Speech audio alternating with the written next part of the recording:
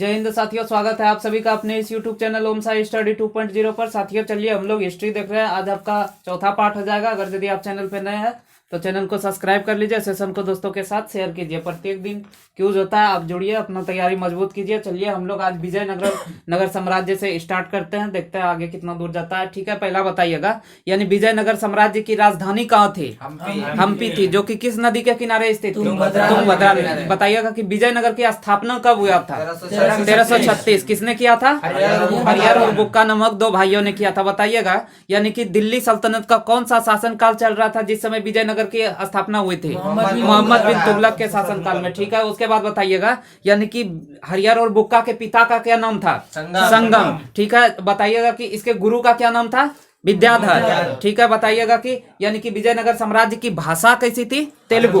ठीक है, विजयनगर साम्राज्य के कुछ वंश थे जिसके लिए एक ट्रिक आपको याद रखना है, संगम सतुआ। यानी कि संगम से हो जाएगा संगम वंश, स से हो जाएगा सालुब वंश, त से हो जाएगा तुलुब वंश और आ से हो जाएगा अरबिडो वंश। ठीक है, उसके बाद बताना है आपको, यानी पहला हम लोग देख लेते हैं संगम वंश। संगम वंश में बताइएगा, यानी कि इसके संगम वंश के प्रथम संस्थापक कौन थे? हरिहर प्रथम। ठीक है, उसके बाद बताइए, इसके दरबार में जो कुछ विद्वान रहते थे उसका नाम क्या था?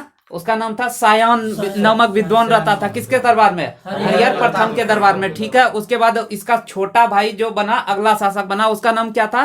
बुक्का प्रथम। ठीक है, उसके बाद बताइएगा, यानी कि इसके काल में रायचूर पर अधिकार के लिए बहमनी साम्राज्य से युद्ध हुआ, जिसमें से यह मोहम्मद शाह से पराजित हुआ। मोहम्मद शाह किस वंश के शासक थे? ये बहमनी शासक थे। ठीक है, उसके बाद बताइएगा, यानी कि रायचूर जो क्षेत्र था वह किन किन नदी के बीच स्थित था? ये कृष्णा और तुंगभद्रा नदी के बीच में था। ठीक है, उसके बाद अगला इसका शासक हुआ कौन? देवराय प्रथम। देवराय प्रथम इसका है कि इसे फिरोज शाह बहमन ने क्या कर दिया? पराजित कर दिया। किसको? देवराय प्रथम को। देवराय प्रथम। बताइएगा कि इटली का यात्री जो था निकोलस डी कॉन्टी भारत आया था, यह किसके समय में आया था? देवराय प्रथम के शासनकाल में आया था। ठीक है, उसके बाद अगला शासक हुआ देवराय द्वितीय। बताइएगा, इस वंश का सबसे महान शासक कौन था? संगम वंश का देवराय द्वितीय। ठीक है, इसने श्रीलंका पर आक्रमण किया था, यानी कि देवराय द्वितीय के समय में श्रीलंका पर आक्रमण हुआ था। उसके बाद फिर इसके समय में था एक राज और दूसरा राजेंद्र। हाँ, सभी मिलके जो एक शासक बना था। यानी बताइए, संगम वंश का सर्वाधिक विकास किसके समय में हुआ था? देवराय द्वितीय के समय में। ठीक है, उसके बाद बताइएगा, देवराय द्वितीय को हाथी मारने का बहुत शौक था, इसीलिए उसने कौन सी उपाधि धारण की थी? गजबेटका की उपाधि धारण की थी। किसने? देवराय द्वितीय ने। ठीक है, उसके बाद बताइए, इसके दरबार में अब्दुल रज्जाक आया था, जिसने एक यानी कि पुस्तक लिखा, उसका नाम क्या था? मतलात ए साहन। मतलात ए साहन पुस्तक के लेखक कौन है? अब्दुल रज्जाक। ठीक है, उसके बाद इस वंश का यानी संगम वंश का अंतिम शासक कौन हुआ? विरूपाक्ष द्वितीय। ठीक है, उसके बाद इसकी हत्या किसने कर दी? सालुब के नरसिंह ने कर दिया। सालुब के नरसिंह ने किसकी हत्या कर दी? विरूपाक्ष द्वितीय की। ठीक है, उसके बाद इस घटना को किस नाम से जाना जाता है? बलाहार प्रथम। ठीक है, उसके बाद अगला वंश आया सालुब वंश। सालुब वंश यानी इसके संस्थापक कौन थे? सालुब नरसिंह, जिसने कि उसे मारा था। किसको मारा था? विरूपाक्ष द्वितीय को मारा था। ठीक है, उसके बाद इसकी हत्या किसने कर दिया? सालुब नरसिंह की हत्या किसने किया? यानी कि वीर नरसिंह ने कर दिया। वीर नरसिंह ने सालुब की हत्या नहीं किया, वीर नरसिंह ने। इसका लास्ट शासक हुआ था इमाडी नरसिंह ने। नरसिंह की हत्या किसने कर दिया? वीर नरसिंह। वीर नरसिंह ने जब इमाडी नरसिंह की हत्या कर दिया तो इसे किस नाम से जाना गया? बलाहार द्वितीय घटना के नाम से जाना गया। अब अगला चलेंगे हम लोग तुलुब वंश। बताइएगा, तुलुब वंश के संस्थापक कौन थे? वीर नरसिंह। ठीक है, बताइए सबसे प्रतापी शासक तुलुब वंश का कौन था? कृष्णदेव राय, यानी केडीआर कृष्णदेव राय। ठीक है, बताइएगा, यानी कि जो मुगल शासक, किस मुगल शासक के समकालीन थे कृष्णदेव राय? बाबर के समकालीन थे। ठीक है, बताइएगा, यानी कृष्णदेव राय ने पुर्तगाली गवर्नर अलबुकर से क्या खरीदा था? घोड़ा खरीदा था अलबुकर से। ठीक है, उसके बाद बताना है, इटली यात्री डोमिंगी और पुर्तगाली यात्री बारबोसा किसके शासनकाल में आया था? कृष्णदेव राय के शासनकाल में आया था। ठीक है, उसके बाद बताइएगा, यानी कि कृष्णदेव राय ने अमुक्त माल्याद तथा जम्बतिका कल्याणम पुस्तक लिखा था, जो कि एक अमुक्त मल्याद जो था यानी कि ये किस भाषा में था? तेलुगु भाषा में। और जम्बिका कल्याणम किस भाषा में था? संस्कृत भाषा में था। ठीक है, उसके बाद बताइए कि विजयनगर के इतिहास की चर्चा किस पुस्तक में की गई है? इन दोनों में से ये था अमुक्त माल्यार्थ। ठीक है, उसके बाद बताइएगा यानी कि कृष्णदेव राय के दरबार में तेलुगु के 8 विद्वान रहते थे, जिसे किस नाम से जाना जाता था? अष्ट दिग्गज के नाम से जाना जाता। अष्ट दिग्गज के नाम से कृष्णदेव राय के दरबार में 8 विद्वान रहते थे, उसे अष्ट दिग्गज के नाम से जाना जाता था। इसी में कंफ्यूज होता है तो एक था कि अष्ट प्रधान। अष्ट प्रधान किसके समय में थे? शिवाजी के समय में। ठीक है, उसके बाद फिर एक होता है अष्ट छाप। अष्ट छाप किसके समय में था? अष्ट छाप था यानी विठल स्वामी का 8 शिष्य था, जिसे उसने शिक्षा दिया था, उसका नाम क्या पड़ गया था? अष्ट छाप पड़ गया था। ठीक है, लेकिन यहाँ कृष्णदेव राय है तो यहाँ क्या हो जाएगा? 8 विद्वान को अष्ट दिग्गज नाम दिया गया। ठीक है, उसके बाद इसी में सा था एक अलसी पेडन्ना, यानी अलसी पेडन्ना तेलुगु भाषा का पितामह के नाम से जाना जाता है। यही अष्ट दिग्गज में था। उसी में एक तेनालीराम भी आता था। ठीक है, उसके बाद फिर बताइएगा यानी कि तुलुव वंश के अंतिम शासक कौन थे? सदाशिव राव। सदाशिव राव जो 1565 ईस्वी में किस युद्ध में इसकी हत्या कर दी गई? 1565 ईस्वी में तालीकोटा के युद्ध में इसकी हत्या कर दी। यानी बहमनी साम्राज्य का यानी कि बहमनी साम्राज्य की संयुक्त सेना से पराजित हो गया था। कौन? ये इसका नाम क्या था? सदाशिव राव। ठीक है, अगर उसके बाद फिर आया अगला आया अरबिडू वंश। अरबिडू वंश के संस्थापक कौन थे? तिरुमल। ठीक है, यानी अरबिडू का लास्ट पूछा जाए संस्थापक कौन यानी लास्ट शासक कौन थे?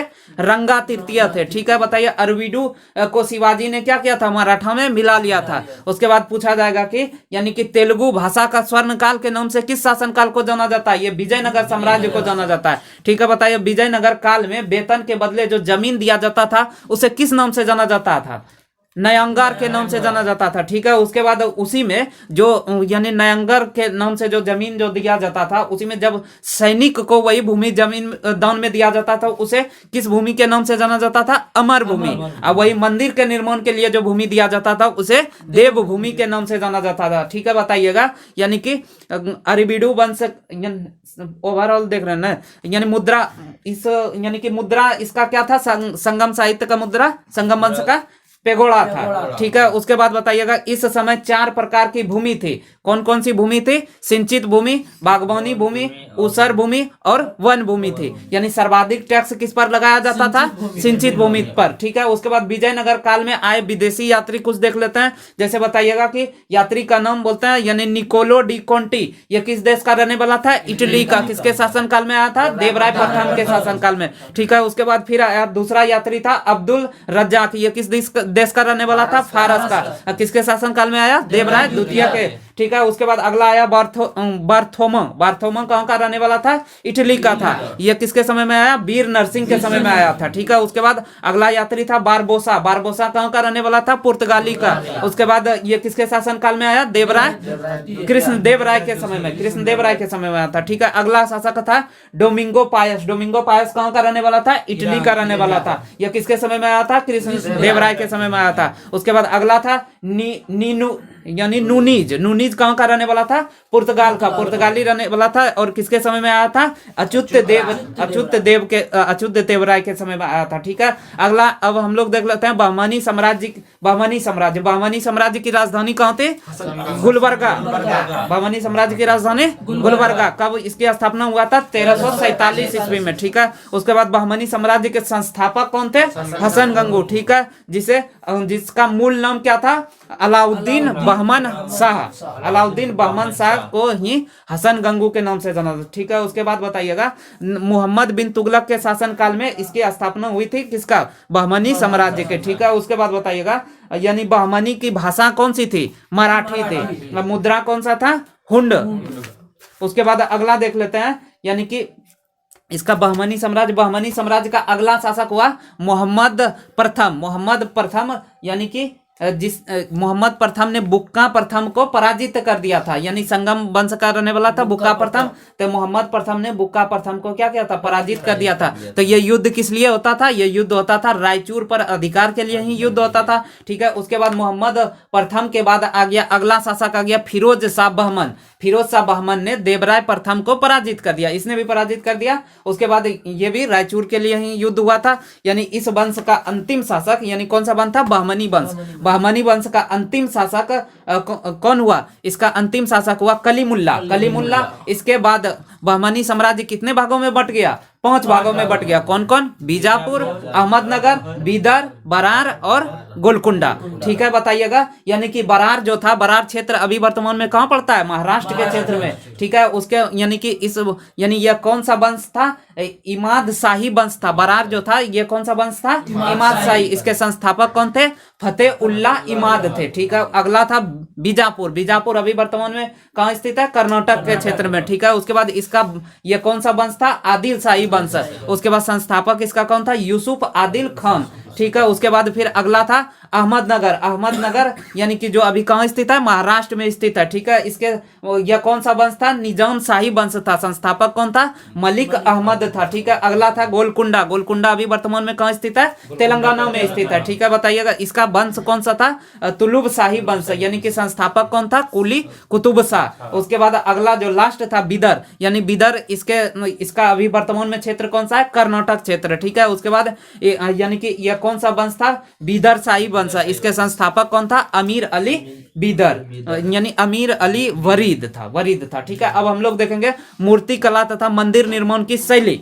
बताइएगा मूर्ति बनाने की शैली को कितने भागों में बांटा गया है, 3 भागों में। कौन कौन था, गंधार शैली, मथुरा शैली और अमरावती शैली। ठीक है, जिसमें कि पहला हम लोग देख लेते हैं गंधार शैली। बताइएगा कि गंधार शैली यह किसके शासन काल में उभरा था, ये कनिष्क के शासन काल में शुरुआत हुआ था। ठीक है, उसके बाद बताइएगा यानी इसकी जो मूर्ति बना हुआ था तो वह किस रंग के पत्थर का बना हुआ रहता था, काले या भूरे रंग का पत्थर का बना होता था। बताइए गंधार शैली का विकास भारत के किस क्षेत्र में हुआ है, कौन सा साइड में, पश्चिमोत्तर साइड में, पश्चिम और उत्तर वाले साइड में। ठीक है, बताइएगा कि यानी गंधार शैली का प्रमुख केंद्र कहाँ था, तो तक्षशिला इसका प्रमुख केंद्र था। यानी कि जितना भी अभी मूर्ति मिलता है उसमें से 95% मूर्ति गंधार शैली में किसका था, भगवान बुद्ध का था। ठीक है, उसके बाद इस शैली में महात्मा बुद्ध के बहुत बड़े घुंघराले बाल को दिखाया गया है। ठीक है, उसके बाद बताइएगा कि इसी शैली में महात्मा बुद्ध को बहुत शक्तिशाली या बलिष्ठ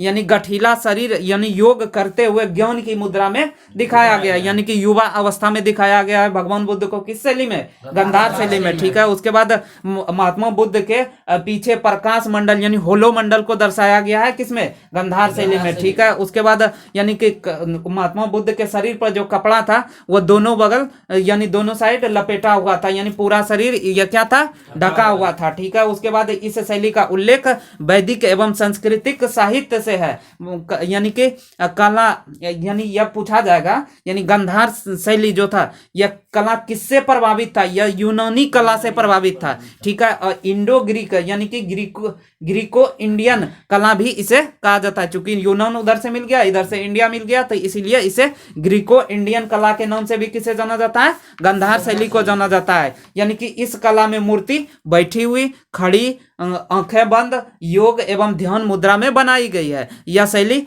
अपोलो देवता से क्या था, प्रभावित था। ठीक है, यानी गंधार शैली हम लोग देख लिए। अब हम लोग मथुरा शैली देखेंगे। यानी मथुरा शैली का विकास मुख्यतः भारत के किस साइड में हुआ, उत्तर साइड में हुआ। ठीक है, यानी कि मथुरा, वाराणसी, कौशाम्बी इसके प्रमुख केंद्र थे। शुरुआत इसका कहां से हुआ, मुख्य रूप से मथुरा से शुरुआत हुआ। ठीक है, मथुरा शैली इसी कारण इसका नाम क्या पड़ गया, मथुरा शैली पड़ गया। ठीक है, उसके बाद यानी इसमें जो है इस शैली में चौड़ा सीना यानी कि बाल विहीन या नग्न मूर्ति भी दिखाई गई है। ज्यादातर मूर्तियों में बायां हाथ को आसन्न की मुद्रा में और दायां हाथ को अभय की मुद्रा में यानी आशीर्वाद के मुद्रा में दिखाया गया है, किसमें, यानी कि यह मथुरा शैली में। ठीक है, उसके बाद इसमें 3 धर्म की मूर्तियां मिलती है मथुरा शैली में। कौन कौन? बौद्ध धर्म, जैन और हिंदू। ठीक है, उसके बाद यह शैली पूर्णतः भारतीय शैली थी। कौन सी? मथुरा शैली पूर्णतः भारतीय थी। यानी इसका जो यानी कि पत्थर जो था ये किस रंग का था?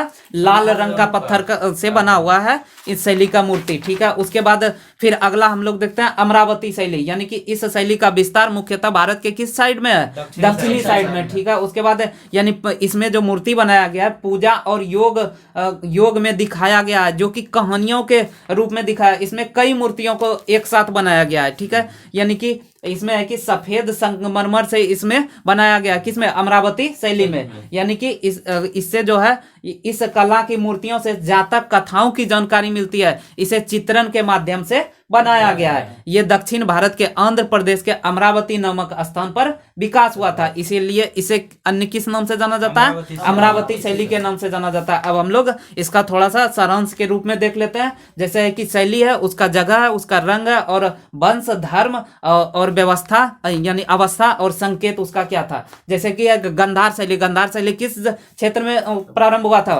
पश्चिमोत्तर भारत में। ठीक है, उसके बाद फिर इसका रंग कौन सा था? कला। उसके बाद वंश, किस वंश के समय में शुरू हुआ था? कनिष्क यानी कुषाण के समय में। ठीक है, उसके बाद यह इसमें किस धर्म की मूर्ति को दिखाया गया? बौद्ध धर्म। ठीक है, इसमें जो बौद्ध को दिखाया गया था किस अवस्था में दिखाया गया था? योग अवस्था में दिखाया गया था, जो जिसका संकेत वह क्या देना चाहता है? चिंता के रूप में वह ध्यान मग्न है। उसके बाद अगला देखते हैं मथुरा शैली। मथुरा शैली यानी कि यह कहां से प्रारंभ हुआ था? उत्तर भारत में। ठीक है, उसके बाद इसमें जो मूर्ति बना हुआ था किस रंग का बना हुआ था? लाल रंग का। ठीक है, उसके बाद यह किस वंश के समय में स्टार्ट हुआ था? ये भी कुषाण वंश के समय में स्टार्ट हुआ था। इसमें कौन कौन से धर्म के मूर्ति को दिखाया गया है? यानी बौद्ध, जैन और हिंदू तीनों को दर्शाया गया। ठीक है, इसमें जो बुद्ध की मूर्ति को बनाया गया वह किस अवस्था में बनाया गया? आशीर्वाद की मुद्रा में बनाया गया। यानी यह क्या संकेत देना चाहता है? प्रसन्नता को बताना चाहता है। अगला था अमरावती शैली। अमरावती शैली यह इसका जगह कहाँ था? स्टार्ट हुआ जाता दक्षिण भारत। ठीक है, उसमें इसमें जो मूर्ति बना था किस रंग का पत्थर का बना हुआ था?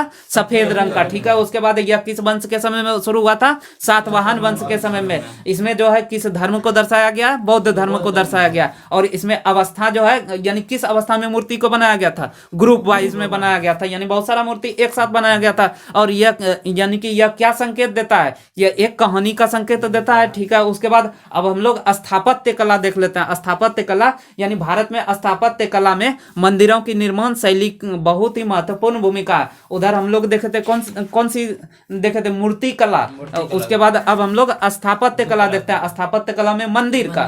ठीक है, उसके बाद इसी में हम लोग देखेंगे यानी भारत में प्रमुख रूप से मंदिरों का निर्माण जो शैली में हुआ वह मौर्य काल से प्रारंभ हुआ और गुप्त काल में अपने चरमोत्कर्ष पर था। यानी सबसे ज्यादा मंदिर निर्माण किस काल में हुआ है? गुप्त काल में। यानी मंदिरों का वर्तमान स्वरूप जो है वह किस काल का देखने को मिलता है? गुप्त काल वाला देखने को मिलता है। ठीक है, उसके बाद मंदिर निर्माण की शैली को कितने भागों में बांटा गया है? 3 भागों में बांटा गया। कौन कौन था? नागर शैली, उसके बाद बेसर शैली, उसके बाद विमानन शैली। ठीक है, नागर शैली को अन्य किस नाम से जाना जाता है? पंचायतन शैली के नाम से जाना जाता है, क्योंकि यह एक ग्रुप में 5 मंदिर को बनाया जाता था, इसीलिए इसका नाम पंचायतन शैली पड़ा। उसके बाद विमानन शैली जो था इसे अन्य किस नाम से जाना जाता है? द्रविड़ शैली के नाम से जाना, यानी द्रविड़ शैली को ही विमानन शैली के नाम से, क्योंकि इसका सीढ़ी जो बना होता था विमान की तरह होता था, तो इसी कारण इसका नाम आगे हम लोग देख लेंगे। उसके बाद अगला था एक बेसर शैली। सबसे पहले हम लोग स्टार्ट करते हैं नागर शैली। नागर शैली में इसमें क्या है कि इसका मंदिर जो था भारत के किस साइड में ज्यादा देखने को मिलता है? उत्तर साइड में। उत्तरी भारत में नागर शैली देखने को मिलता है।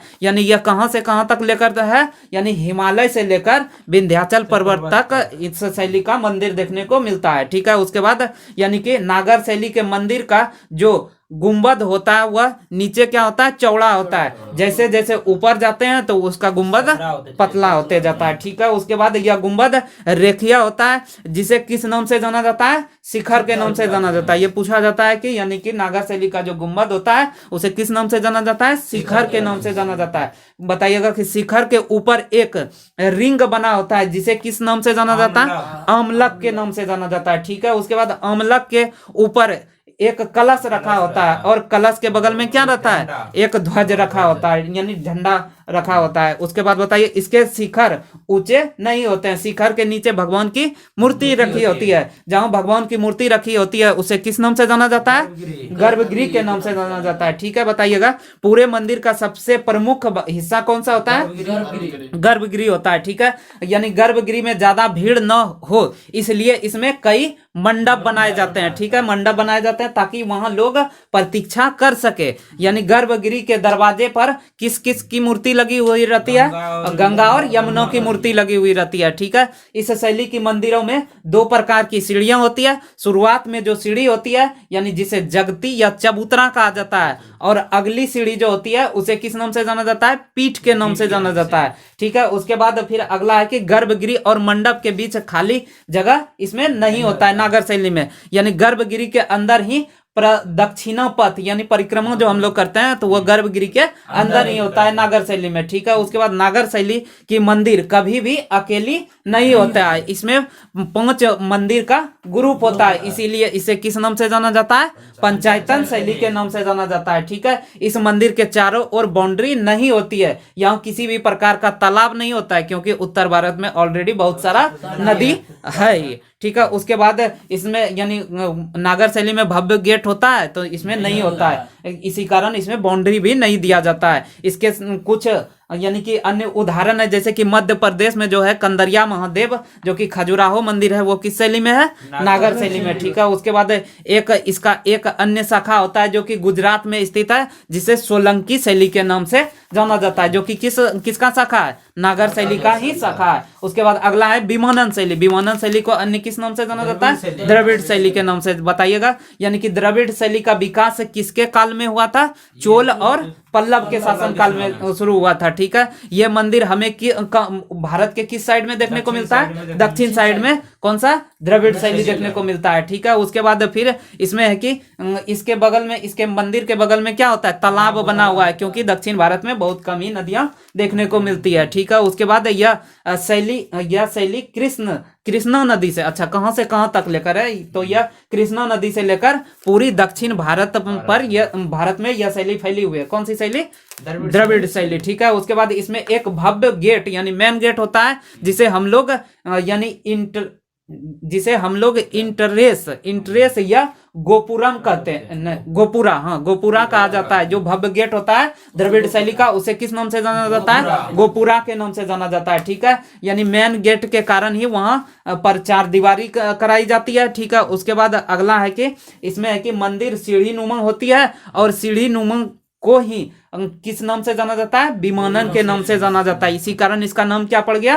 विमानन शैली पड़ गया। ठीक है, उसके बाद मंडप और गर्भगृह इसमें क्या होता है? सटा हुआ नहीं होता है। ठीक है, उसके बाद इसमें है कि उसमें अंतराल रहता है क्योंकि यहाँ पर परिक्रमण किया जाता है। गर्भगृह के बाहर दरवाजे या यक्ष यानी कि मूर्तियां लगी होती है। अब हम लोग बेसर शैली देखेंगे, यानी कि यह शैली जो है, यानी कि बताइएगा कि यह शैली नागर और द्रविड़ का क्या है? मिश्रण है। कौन? बेसर शैली। यानी कि यह शैली विंध्य से कृष्णा नदी तक फैली हुई है। इसमें खुले पर दक्षिणा पथ होता है और मंडप बहुत सुसज्जित होता है। यानी कुछ अब प्रमुख शैली देख लेते हैं, जैसे कि नायक शैली। नायक शैली में कौन सा मंदिर बना हुआ है? मीनाक्षी मंदिर, जो कहाँ स्थित है? मदुरई तमिलनाडु में स्थित है। ठीक है, उसके बाद अगला है कि विजयनगर शैली। विजयनगर शैली में जैसे कि विठल स्वामी का मंदिर जो बना हुआ है विजयनगर में, वह विजयनगर शैली में है। लोटस महल जो कि हम्पी में है वह किस शैली में है? विजयनगर शैली में है। ठीक है, एक कुछ और शैली होता है, होयसल शैली है, पाल शैली है। अब हम लोग को देखते हैं कि कुछ प्रमुख मंदिर और उसकी शैली, जैसे नागर शैली में, नागर शैली भारत के किस साइड में है? उत्तर साइड में। इसके कुछ मंदिर है जैसे कि उसका स्थान बताना है, जैसे कि पहला है कि भीतरगांव मंदिर। भीतरगांव मंदिर कहाँ स्थित है? कानपुर में। कानपुर यानी उत्तर प्रदेश में कानपुर में है। ठीक है, उसके बाद दशावतार मंदिर कहाँ स्थित है? झांसी में। ठीक है, लक्ष्मण मंदिर कहाँ स्थित है? सिंह विष्णु में। लक्ष्मण मंदिर है सिंहपुर में है, सिंहपुर में। ठीक है, उसके बाद अगला है कि कंदरिया महादेव मंदिर जो कहाँ स्थित है? खजुराहो मध्य प्रदेश में। ठीक है, उसके बाद लिंगराज मंदिर जो कहाँ स्थित है? उड़ीसा भुवनेश्वर में। ठीक है, जगन्नाथ मंदिर कहाँ है? उड़ीसा पुरी में, ठीक है। उसके बाद फिर यानी कि सूर्य मंदिर कहाँ स्थित है? कोणार्क उड़ीसा में। ये सभी कौन सी शैली का मंदिर है? नागर शैली का मंदिर है, ठीक है। उसके बाद राम मंदिर जो बन रहा है, यह किस शैली का बन रहा है? नागर शैली का, क्योंकि यह उत्तर भारत का मंदिर है, ठीक है। उसके बाद अगला है बृहदेश्वर मंदिर जो कि कहाँ स्थित है? तंजावुर में। ये दक्षिण भारत का द्रविड़ शैली को हम लोग अब देखेंगे। यानी कि शिव मंदिर जो गंगई कोंड चोलपुरम में स्थित है, यह शिव मंदिर, यह भी द्रविड़ शैली का उदाहरण है। उसके बाद महाबलीपुरम रथ मंदिर जो कि कहाँ स्थित है? महाबलीपुरम में स्थित है। यह किस शैली का उदाहरण है? द्रविड़ शैली। अब हम लोग बेसर शैली देखते हैं। बेसर शैली में है डोडा बेसप्पा जो कि दम्बल, इसका दम्बल दिया हुआ है, दम्बल जगह होगा। उसके बाद बादामी के मंदिर, ये सभी कौन से शैली का है? बेसर शैली। अब हम लोग देख लेते हैं भक्ति आंदोलन में बताइएगा, यानी भक्ति आंदोलन का शुरुआत किसने किया था? नैनार संतों ने तो शुरू किया था, ठीक है। यानी कि यह कहाँ पे स्टार्ट हुआ था? भारत के दक्षिणी साइड में। यानी भक्ति आंदोलन का शुरुआत भारत के दक्षिण साइड में नैनार संतों के द्वारा किया गया था। उसमें से सबसे पहला आया शंकराचार्य ने कौन सा सिद्धांत दिया था? अद्वैतवाद का सिद्धांत दिया था। अद्वैतवाद का सिद्धांत किसने दिया था? शंकराचार्य। इन्होंने कहा था कि संसार झूठा है, सिर्फ ब्रह्मा ही सत्य है। अद्वैत यानी एक ही सत्य वाला कौन किसने दिया था? शंकराचार्य ने। यानी कि स्मृति संप्रदाय की स्थापना किसने किया था? शंकराचार्य ने किया था, ठीक है। बताइए भक्ति आंदोलन को सुदृढ़ स्वरूप किसने दिया था? शंकराचार्य ने। शुरुआत तो हो गया था नैनार संतों के द्वारा, लेकिन भक्ति आंदोलन को सुदृढ़ स्वरूप किसने दिया था? शंकराचार्य ने दिया था, ठीक है। उसके बाद लेकिन 12वीं सदी आते आते शंकराचार्य के मत को काट दिया गया। यानी बहुत सारे विद्वान आए जिसने उसके मत को काट दिया और सभी ने अपना अपना मत देना शुरू किया। बताइएगा कि जैसे कि द्वैतावाद का सिद्धांत किसने दिया था? माधवाचार्य ने द्वैतावाद का सिद्धांत दिया और इसने स्थापना अपना एक किया, इसका नाम था ब्राह्मण संप्रदाय की स्थापना किसने किया? माधवाचार्य। और इसने कौन सा सिद्धांत दिया? द्वैतावाद, हाँ, द्वैतवाद का सिद्धांत दिया। उसके बाद द्वैतवाद का सिद्धांत किसने दिया? निम्बकाचार्य ने। और इसने कौन से संप्रदाय की शुरुआत की? सनक संप्रदाय। उसके बाद बताइए शुद्धाद्वैतवाद की किसने दिया? ये वल्लभाचार्य। और इसने कौन सी संप्रदाय की शुरुआत किया? पुष्टि संप्रदाय। उसके बाद विशिष्टाद्वैतवाद का सिद्धांत किसने दिया? रामानुजाचार्य ने, ठीक है। रामानुजाचार्य ने, यानी कि इसने कौन सा स्थापना किया? इसने श्री गणेश की स्थापना किया। उसके बाद अब हम लोग देख लेते हैं, यानी शंकराचार्य ने अपने विचार के प्रसार के लिए 4 पीठ या मठों का निर्माण कराया था, जिसमें से कि चारों पीठ का नाम कुछ इस प्रकार से है। जैसे कि बताइएगा कि भारत के जो यानी पश्चिम साइड में है शारदा पीठ जो कि कहाँ स्थित है? गुजरात में स्थित है, जिसे अन्य यानी द्वारिका के गुजरात में स्थित है, द्वारका, ठीक है। उसके बाद उत्तर साइड में जो है यानी कि उत्तराखंड में है उत्तराखंड के बद्रीनाथ में ज्योतिष पीठ है, ठीक है। उसके बाद पूरब साइड में जो कि उड़ीसा के पुरी में है वह कौन सा है? गोवर्धन पीठ। और दक्षिण साइड में जो कि मैसूर कर्नाटक में स्थित है वह कौन सा है? श्रृंगेरी है। यानी कि 4 पीठ जो बनाया था, यानी पश्चिम में शारदा पीठ, उत्तर में ज्योतिष पीठ और पूरब में गोवर्धन पीठ और दक्षिण में श्रृंगेरी पीठ। उसके बाद अब हम लोग देखते हैं यानी कि भक्ति आंदोलन को, उत्तर भारत का भक्ति आंदोलन 2 भागों में बट गया था। तो वो कौन कौन सा भाग था? तो जिसमें था कि यानी सबसे पहले ये पूछा जाएगा कि उत्तर भारत में भक्ति आंदोलन को लाया किसने था? तो ये लाया था रामानंद ने। और दक्षिण भारत में भक्ति आंदोलन का शंकराचार्य, ठीक है। उसके बाद फिर उत्तर भारत में जो भक्ति आंदोलन 2 भागों में बटा, पहले कौन कौन भागों में बटा? एक बात बटा यानी सगुण भक्ति और दूसरा कौन निर्गुण, ठीक है। यानी कि सगुण भक्ति 2 भागों में बटा, वो कौन कौन था? राम भक्ति और कृष्ण भक्ति। और निर्गुण भक्ति 2 भागों में बटा, वो कौन कौन था? सूफी और संत था, ठीक है। यानी कि मूर्ति और चित्र की पूजा किस भक्ति में की जाती है? सगुण भक्ति में। और यानी मूर्ति का पूजा किस में नहीं किया जाता है? निर्गुण भक्ति में, ठीक है। उसके बाद सबसे पहला हम लोग स्टार्ट मारते हैं यानी कि सगुण भक्ति में से सबसे पहला आता है राम भक्ति। बताइएगा इसमें किस भगवान की पूजा की जाती है? राम भगवान की, ठीक है। बताइएगा सबसे बड़ा राम भक्त कौन था? ये तुलसीदास था, ठीक है। उसके बाद हनुमान वाला यहाँ नहीं है। सबसे बड़ा राम भक्त कौन था? तुलसीदास था, ठीक है। उसके बाद रामचरितमानस के लेखक कौन थे? तुलसीदास, ठीक है। उसके बाद उसके बाद अन्य संरचना तुलसीदास का जो था, जो इस प्रकार से था, जैसे कि कवितावली के लेखक कौन थे? तुलसीदास। दोहावली के लेखक तुलसीदास। विनय पतिका के लेखक कौन थे? तुलसीदास। बताइए तुलसीदास किस मुगल शासक के समकालीन था? अकबर के समकालीन था। ठीक है, उसके बाद यानी कि अगला हम लोग देखते हैं कि सबसे बड़े राम भक्त तुलसीदास, ये वाला देख लिए। उसके बाद दक्षिण भारत में सबसे बड़े राम भक्त कौन थे? त्यागराज थे। ठीक है, उसके बाद बताइएगा अगला हम लोग देखते हैं कृष्ण भक्ति। कृष्ण भक्ति में है कि इसमें है कि कृष्ण भक्ति में कौन कौन से आए? इसमें आया था सूरदास आया था, चैतन्य महाप्रभु आया, जो कि बंगाल में स्टार्ट भक्ति आंदोलन किसने किया था? चैतन्य महाप्रभु ने किया था। उसके बाद एक आए तुकाराम आए। तुकाराम बताइएगा कि जो कि सबसे प्रमुख इस कृष्ण भक्ति में सबसे प्रमुख अगर यदि देखा जाए तो वो कौन सा था?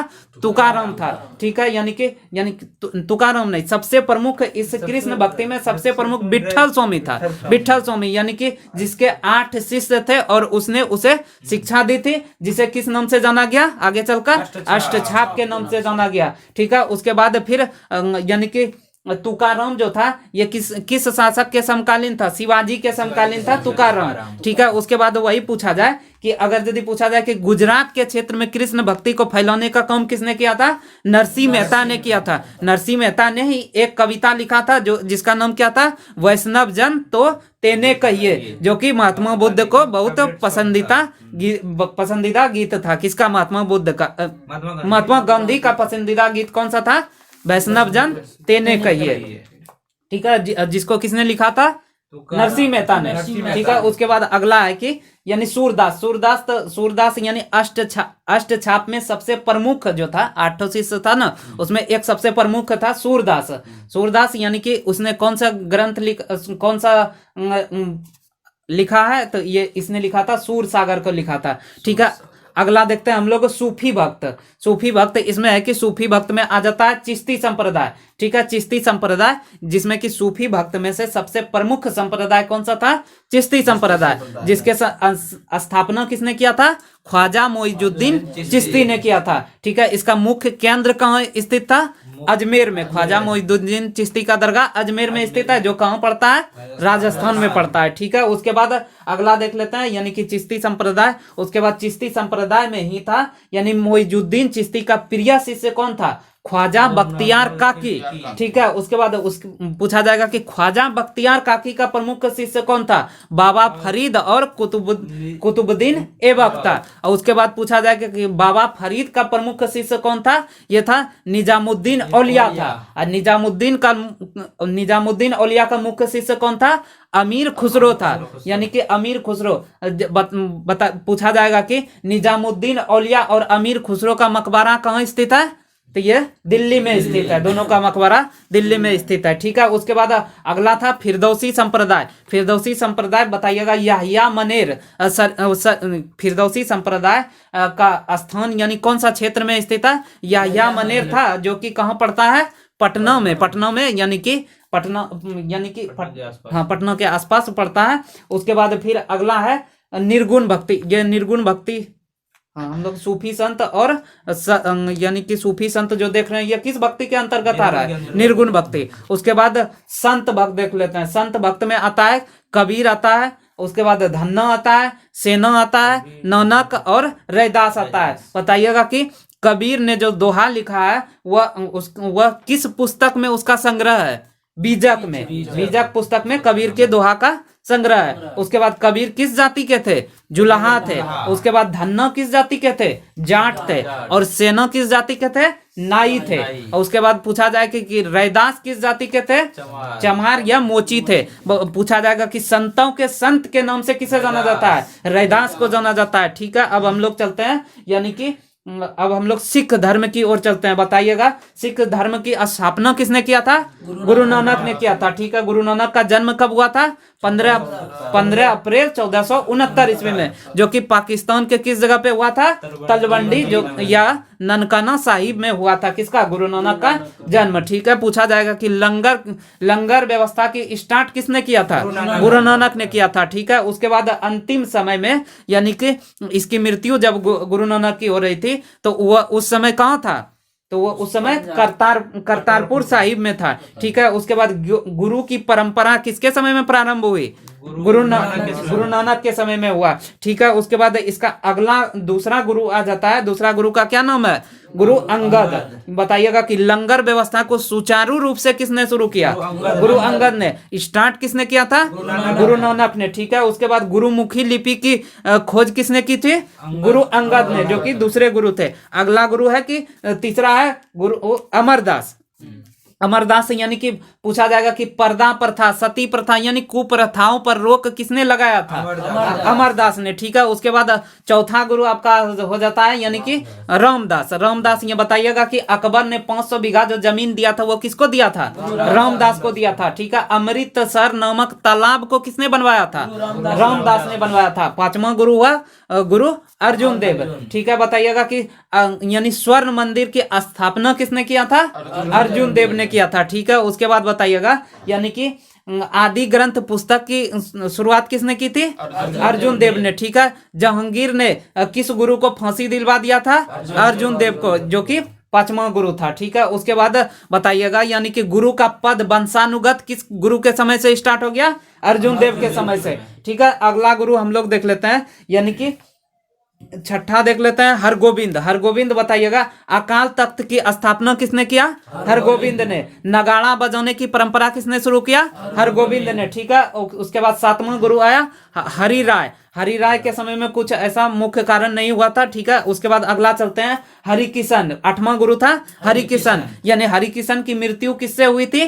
चेचक से हुई थी हरिकिशन की मृत्यु। ठीक है, उसके बाद नौवां गुरु कौन थे? तेग बहादुर। ठीक है, बताइएगा तेग बहादुर की हत्या किसने करवा दी थी? औरंगजेब ने करवा दिया था। ठीक है, बताइएगा कि तेग बहादुर की हत्या जो करवाया गया था कहाँ करवाया गया था? दिल्ली के चांदनी चौक पर, जहाँ की अभी एक मकबरा है तो उसका नाम है शीशगंज गुरुद्वारा। ठीक है, उसके बाद बताइएगा यानी कि सिख धर्म के अंतिम और 10वें गुरु कौन हुए? गुरु गोविंद सिंह। गुरु गोविंद सिंह का जन्म कब हुआ था? 22 दिसंबर 1666 ईस्वी में हुआ था। ठीक है, गुरु गोविंद सिंह का जन्म कहाँ हुआ था? पटना साहिब में। ठीक है, बताइएगा इन्होंने शिक्षा कहाँ ग्रहण की? जाके अमृतसर पंजाब में। ठीक है, उसके बाद बताइएगा यानी कि सैनिकों का यानी सिखों को सैनिक रूप किसने दिया था? गुरु गोविंद सिंह ने, जिसे किस नाम से जाना जाता था? खालसा के नाम से जाना जाता था। ठीक है, उसके बाद बताइएगा यानी 5 कारावार की स्थापना किसने किया? यानी अपने पास जो 5 तरह का सामान रखता था वो किसने स्टार्ट किया? गुरु गोविंद सिंह ने किया था, जिसमें 5 में आता था केस, कंघा, कृपान, कच्छा और कड़ा आता था। यह रखना सिख के लिए क्या था? अनिवार्य था। ठीक है, गुरु पद का समाप्ति किस गुरु के समय से हो गया? गुरु गोविंद सिंह के समय से हो गया। ठीक है, बताइए गुरु गोविंद सिंह का मृत्यु कहाँ हुआ था? ये नांदेड़ में हुआ था। ठीक है, उसके बाद अगला हम लोग देख लेते हैं सिख योद्धा। जब सिख यानी कि 10 गुरु उधर खत्म हो गए तो छोटे छोटे भाग में जो टूटे उसमें से कुछ सिख योद्धा थे, जिसमें कि एक था बंदा बहादुर। बंदा बहादुर यानी कि ये औरंगजेब यानी इसे भी औरंगजेब ने क्या किया? मरवा दिया बंदा बहादुर को। उसके बाद यानी कि सिख कई छोटे छोटे टुकड़ों में टूट गए, जिसमें से एक प्रमुख यानी कि प्रमुख था सुकरचकिया मिसल, जिसका रहने वाला कौन था? रंजीत सिंह। राजा रंजीत सिंह किस मिसल के थे? सुकरचकिया मिसल से। जब स्वर्ण मंदिर का निर्माण किसने करवाया था? गुरु अंगद ने। गुरु अर्जुन देव ने जब स्वर्ण मंदिर का निर्माण करवाया था, उस पे जो था सोने का परत किसने चढ़वाया था? राजा रंजीत सिंह ने चढ़वाया था। ठीक है, आज हम लोग यहीं तक रखते हैं। अगर यदि आप चैनल पे नए हैं तो चैनल को सब्सक्राइब कर लीजिए, सेशन को दोस्तों के साथ शेयर कीजिए। कल से मुगल वंश स्टार्ट हो जाएगा। आप लोग नियमित रहिए और अपना तैयारी को मजबूत कीजिए।